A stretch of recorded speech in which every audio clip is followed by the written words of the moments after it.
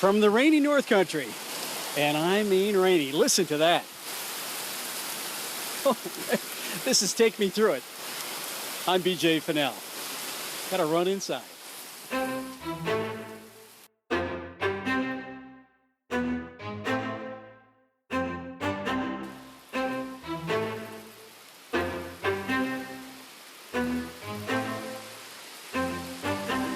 Well, it's a rainy start to the 4th of July weekend up here in the North Country.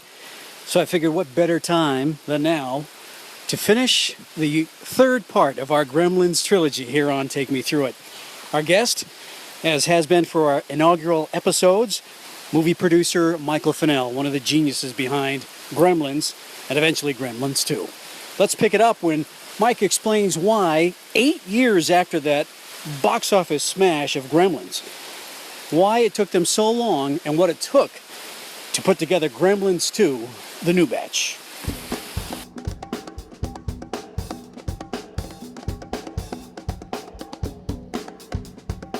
As soon as it came out and was a hit, Warner Brothers wanted a sequel. So these are the guys that weren't sure they should release it. That's right. Well, when they at the sneak preview, all of a sudden they thought it was great. I told you it was going to be good. Right.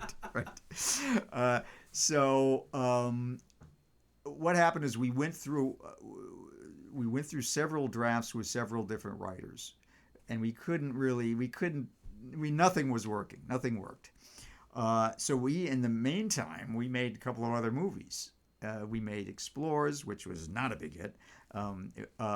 We made The Burbs, and at a certain point, we were on the Warner Brothers lot, and Terry Semel, who was the head of the studio, he was the president of the studio, ran into Joe on the lot, and he said, "I tell you what," he said, "we really." And this was 8 years later, 7 or 8 years later. Oh my this God, was like 1990, something like. I can't. The movie I think came out in 92. I have to check. I'm not sure. 92 maybe. Anyway, but he said, "I tell you what," he said, "we've been trying. We've gone through all these different scripts. We really have to have a sequel to Gremlins. So I tell you what, you can do anything you want, as long as it has Gremlins in it." And it's between 90 minutes and 2 hours. You can do whatever you want. It's all about quality. That's right. So that got Joe interested. I mean, he had not really wanted to revisit Gremlins. Right. First of all, it was a very difficult movie to make. Right. And he said, well, that's interesting. So we started to think, well, obviously you need to raise the stakes, so we got to get out of Kingston Falls. Where else? New York City. Got to go to New York City, obviously. Can you imagine the Gremlins in New York City? So we weren't exactly sure how to approach it. So out of the blue, I got a call from Jonathan Kaplan, who was a terrific director. He had started with Roger Corman doing, student nurses and things like that. And then he graduated, and he did a movie called Truck Turner, which was a blaxploitation movie. And then he did some other things, really, really good movies. Good director. He called me up out of the blue, and he said, there's this writer, a guy named Charlie Haas, and Charlie had co-written a movie called Over the Edge, which was actually Matt Dillon's first movie. Matt Dillon was like 14 years old. A friend of ours, Tim Hunter, had directed it. And he said, meet with him.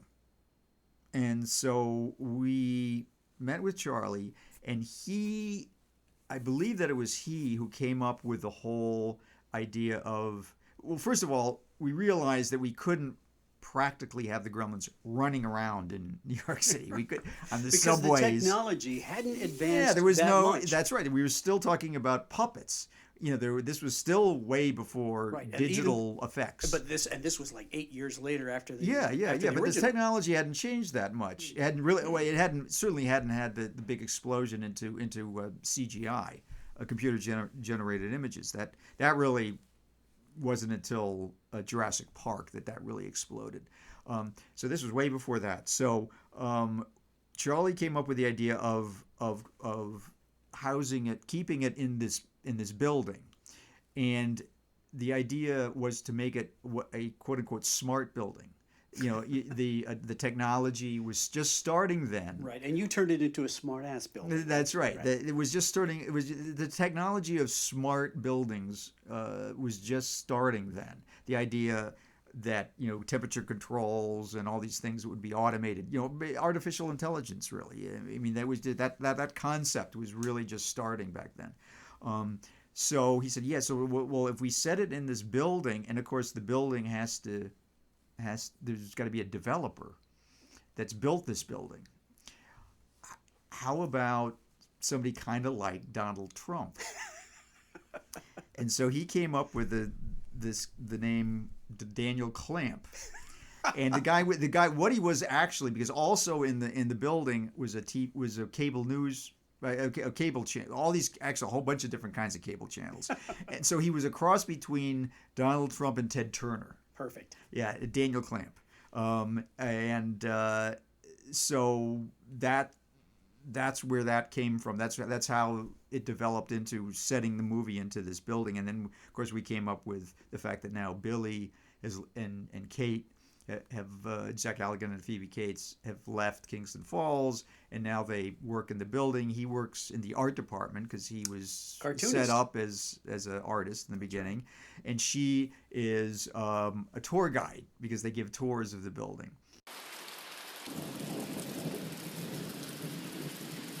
Man, did you hear that? Still raining. So they had to figure out now how to get the movie made.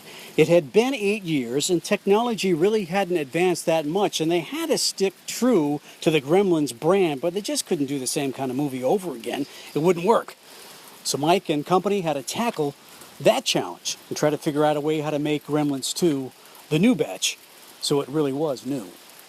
So we said, well, let's try to get Rick Baker, who was the ultimate makeup effects guy. And so we went to Rick, and Rick said, well, you know what? I'm really not interested in simply duplicating Chris Walas's designs. I mean, he's already done it, and you can't change it because those are the Gremlins. So we came up with the completely ridiculous idea of having a genetics lab in the building. One of the tenants is of course, why not? One of the tenants is a genetics lab. And the Gremlins get into the genetics lab, and they mix up with the DNA of other animals and vegetables, of course, and hilarity ensues. So there was a vegetable gremlin, and there was a bat gremlin, and so now Rick could create these new gremlin hybrids. So that now it became interesting to him. He said, okay, well, now I can see that, I can be creative and I can really bring something to this movie. So really, that's the reason that we came up with that idea, so that we could get Rick Baker. That's unbelievable. Yeah, that's incredible. So that he could design, these new Gremlin characters, and then of course there had to be the head of the lab, and who else could be the head of the genetics lab but Christopher Lee?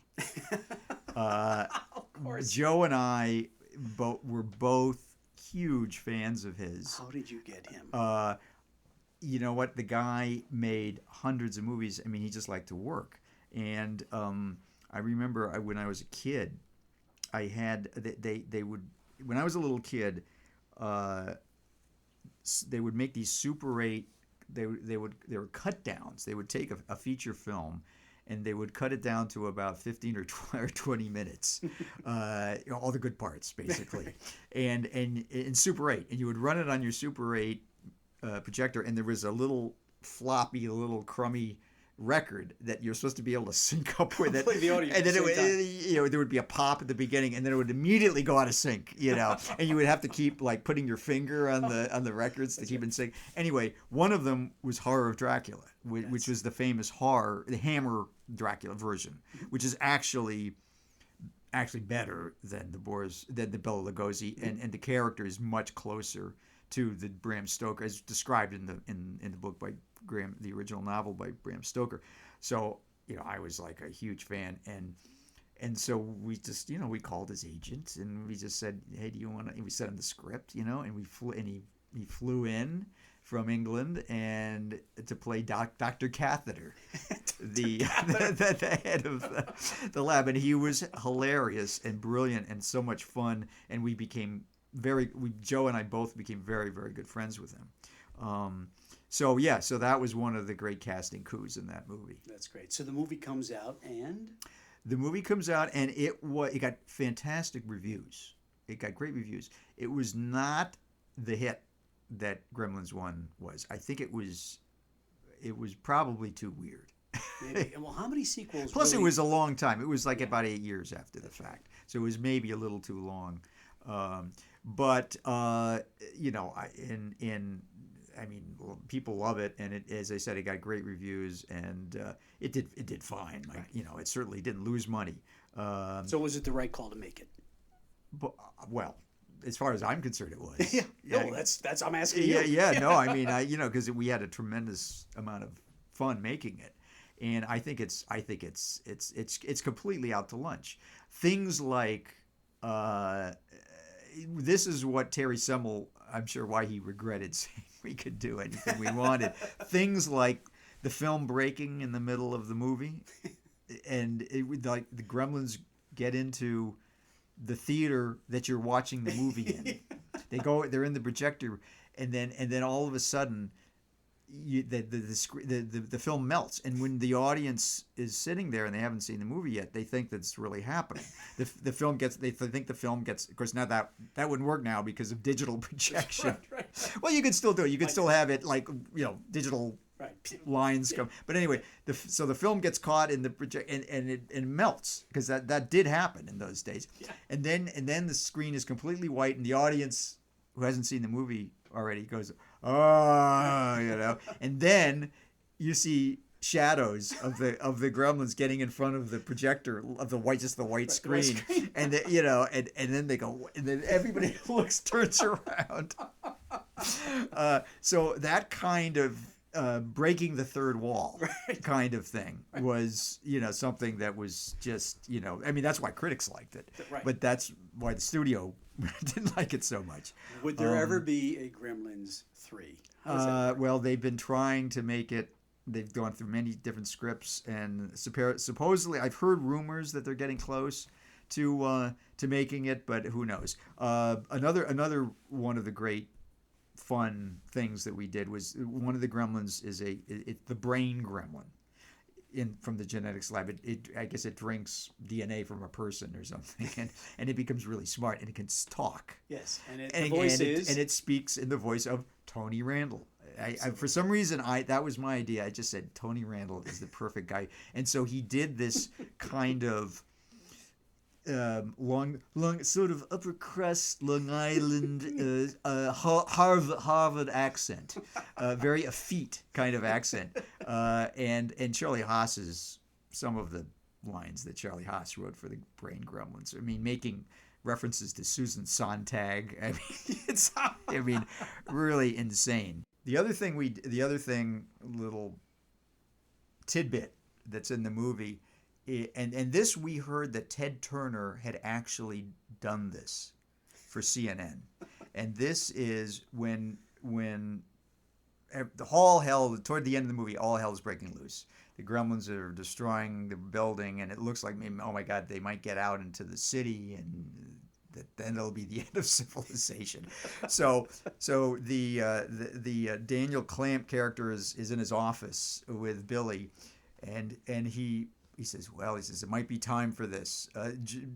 By the way, Daniel Clamp was played by John Glover, who is who's mostly a stage actor. He's been in actually not that many movies. He's a New York stage actor. He does like Ibsen, things like. He's a terrific stage actor. Anyway, he says, I think it might be time, and so he shows this movie, which is a movie that a little clip, a short that. Supposedly Ted Turner did this in case there's a nuclear war, in case it's the end of the world. It's the ultimate sign-off. Oh, the ultimate sign-off. And so we created this thing with like the American flag waving and feel waves of grain, and basically we're signing off forever. Oh, that's all, folks. Right? That's all, folks. Is right. Yes. And of course that was. Oh, but speaking of that's all, folks. The other great thing in the movie. I mean, we had already worked with Chuck. We just put Chuck Jones, the great animation director from the Warner Brothers cartoons, Bugs Bunny, etc. We gave him a small part just for the hell of it in Gremlins 1.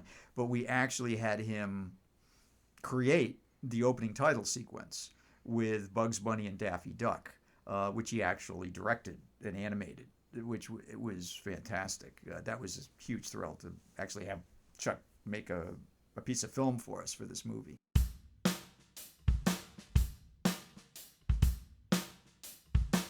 Let's fast forward to today, Mike. Just, what's your take on the movies?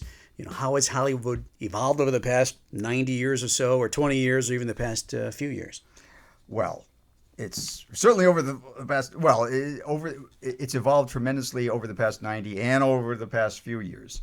Obviously, in the early days, when at the end of the silent era, or actually in the middle of the silent era, and into talkies, there was this studio system. Everybody that worked on a movie, from the director and the stars and the writers and the producers, all the way down to the cameramen, the grips, prop people, everything, were under contract to the studios. Because in those days, there was no television, and so people would go to the movies out of habit. It wouldn't be like, what's playing? It's like, let's go to the movie. It's Saturday, let's go to the movies. So they would go to the theater every week. Most people, I mean, a huge percentage of the population went once a week. It's incredible when you look at the statistics. Right. And there would be a cartoon, a newsreel, or sometimes a short subject, and then the movie. And the features, of course, were a lot shorter then, which is something I wish they were shorter now. Usually, most spoken like a true long. Producer, yeah, not like a director. Most movies are too long, I think. But anyway, and then of course when television came in, that changed, and the studio system fell apart, and now there was more independent productions, and there were still studios making movies, but they had to mount. Every movie now became a movie that you had to put together from scratch. There wasn't, you don't call the studio cameraman, and you have to actually, you have to hire an entire crew. You have to, all the actors, you can't just, say, all right, let's use Betty Davis in this, it was like you have to make a deal. They don't have it must have been great. God, the studio, when all you have to do is say, okay, Betty Davis would be good for this. And she's already getting paid, $1,000 a week. So once again, spoken like a true producer. Yeah. It would have been so easy. But of course, the guys that ran the studios were pretty tough cookies. Right. Darryl Obzanik and Jack Warner and those guys. But anyway, and I tell you, there's one thing that has not changed, and that is really only one thing that I can think of, one big thing, and that is the desire for a good story. That's what audiences want. They want to see a compelling story with interesting characters, and that has not changed. The movies it's drama, it's storytelling. That's at its heart. That's what it is. The most important thing in a movie always was and always will be, as far as I'm concerned, is the script. If you have a good script, if you have a really great script, you can screw up with a mediocre director. Maybe not every actor is perfectly cast. The photography may not be that great, but if you got a great script, you may not make a great movie, but you'll make a good movie. Right. Whereas if the script is no good, no matter how good all of the other elements are, it's not going to be a good movie. And I'm sure it's just as hard or easy to make a bad movie as it is to make a good one, because there have been some bad movies. You watch a movie, and someone like me, I'll watch a movie. What were they thinking? Well, exactly. What they were thinking was, we want to make a great movie. Right. And it just doesn't always work out. Right. Nobody sets out to make a bad one. Nobody sets out to make a bad movie, for the most part. Right. Is the current model of Hollywood movies, the kinds that you go to the theater to see, is that imperiled by the influx of places of outlets like Amazon and Netflix and Acorn, the 10-part recurring series an hour episode Yes. each where a Yeah, director it and is. Well, it is, and that's why this movement in the last 10 years, especially in the last, say, 5 years, of what they call tent poles.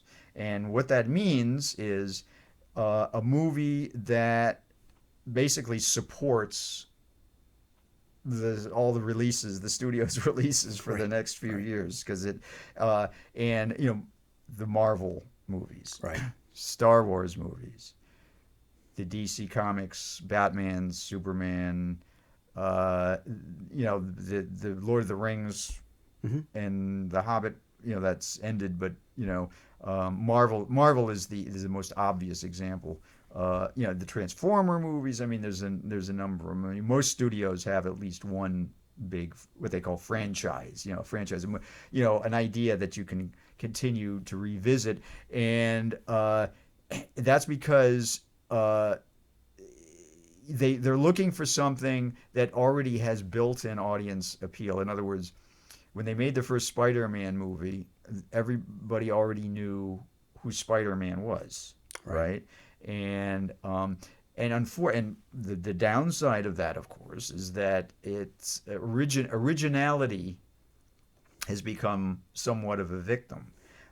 To actually get certainly a big budget movie based on an original idea that's not based on a comic book or on some kind of, or a remake of a TV show. I mean, they remade Baywatch, for Christ's sake, as a feature, is very, very difficult. But then La La Land comes along. Then La La Land comes in, but La La Land was an independent movie. Right. La La Land was, and it was very difficult for that movie to get made. And so movies that are not superhero movies, and this is a little over exaggerated, a little broad, but movies that are sort of the middle ground, dramas, especially dramas. I mean, comedies, you can still make a lot of money making a broad comedy, but certainly dramas that maybe cost anywhere from, let's say, 20 million to 60 million or something. Very, very not based on previous existing material. Very difficult to get made.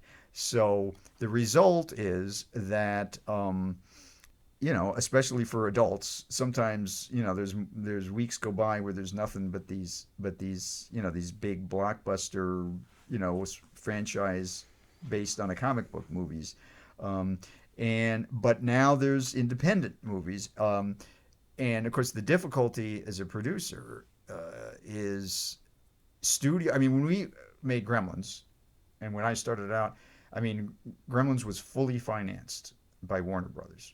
When the Warner Brothers gave us the green light, that was it. Right. Well, now, except for these huge franchise movies, you have to piece together. You can't go to a studio and say, here's my brilliant script. And you can't even go and say, here's my brilliant script, and here's Brad Pitt, and here's this director that just made a big hit. And they're going to say, okay, well, and how much money are you going to bring in on top of that? Right. I mean, you used to be able to go in with like a package like that, and people say, great, no brainer. Now it's like you actually have to come in with the money. Right. You have to raise the money from somewhere else. And so that has led to what I call logo creep and producer creep. Right. When you sit in it, when a movie starts, Right. and there's 4 logos for 4 different companies at the beginning. Right. Used to be 20th Century Fox, dun, dun, dun, dun, dun, dun, and then the movie starts. Well, now it's like 20th Century Fox and Scott Free and the Film 4, and I think La La Land, I probably had about 4 logos at the beginning. Right. So and then there's like 18 producers, and sometimes that's low. Sometimes there's there's what like do all those people there's do? like it says executive producer and there's 6 names. Executive producer, 6 names. Executive producer, 6 names. And then there's 2 cards with 5 producer names. Well, no wonder why it takes so much money to make a movie. You've got all those people in charge bumping into each other. Yeah, but a lot of times, mostly what they're getting is the credit, not a lot of money. And so because you have to piece these movies together bit by bit. You have to get some money for the foreign rights, some money from home and home video has collapsed. The big thing, the saving grace used to be the DVD market, and that now has gone away to a great extent. But the good thing is, talking about creative, independent movies, is that now there's companies like Amazon and Netflix. This is a first. I mean, there used to be direct to video was like the kiss of death. If your movie goes direct to video, it's obviously a stinker, and that's like it wasn't good enough to be released in theaters. Last week, Netflix just released a $60 million movie starring Brad Pitt. It opened in one theater in New York City, and you could start streaming it on the same day on your TV. And it's a pretty good movie. And now that is War Machine, really interesting. Now if they're going to make their money back, I don't know.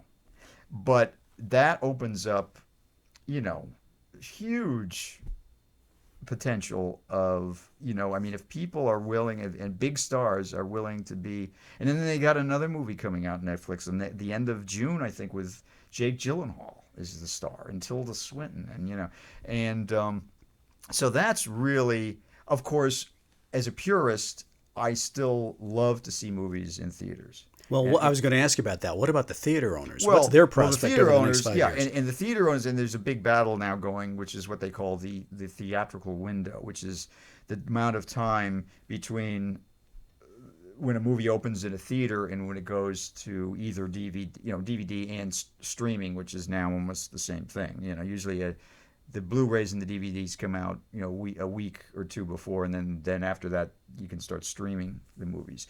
And because as that window gets shrunk, the theater owners are saying, hey, how are we going to survive? So that's why really the only thing, I mean, this is a slight exaggeration, but virtually the only thing that's keeping theaters alive are these giant franchises, these giant blockbuster comic book movies. And the sun has finally come out. A beautiful day here on the town green in one of our many beautiful little communities up here in the North Country. And that puts a wrap on another edition of Take Me Through It. I want to thank Mike Finnell, movie producer extraordinaire, for sitting down and talking to us. We were able to fill 3 episodes, and there's a lot that we left on the cutting room floor, so there's still a lot more to talk to Mike about in the months and years ahead. We'll get to him in subsequent episodes. But for now, thanks again for downloading. Thanks again for subscribing. And again, if there's any feedback, feel free to send me an email at bj@takemethroughit.com. That's bj@takemethroughit.com. And don't forget to spell through, THROUGH, bj@takemethroughit.com. We'll put a wrap on this one. Thanks again for listening. This is Take Me Through It.